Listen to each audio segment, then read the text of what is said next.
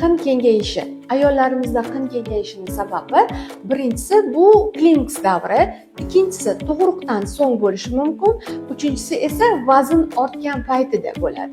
Ba'zi holatlarda yosh kelinchaklarda ham qin kengayishini kuzatishimiz mumkin. Hop, qin kengayayotganini biza qanday belgilardan bilsak bo'ladi? Birinchisi bu aloqa paytida xlopishi zvuk, ya'ni turli xil tovushlarni chiqishi mumkin. Ikkinchisi bizada jinsiy aloqa paytida sezuvchanlikni kamayishi.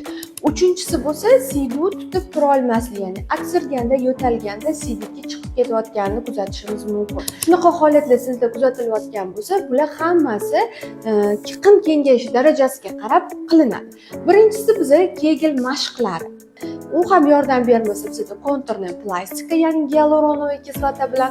Uchinchisi bizada lazerni amolajeniya, ya'ni lazer orqali bizada qin yo'llarini toraytirish yoki ularni mishsalarni uprugi qilish, ya'ni tonusiga olib kelish. Bu ham yordam bermasa, oxirida bizada xirurgik plastika yo'lini tanlasak ham bo'ladi.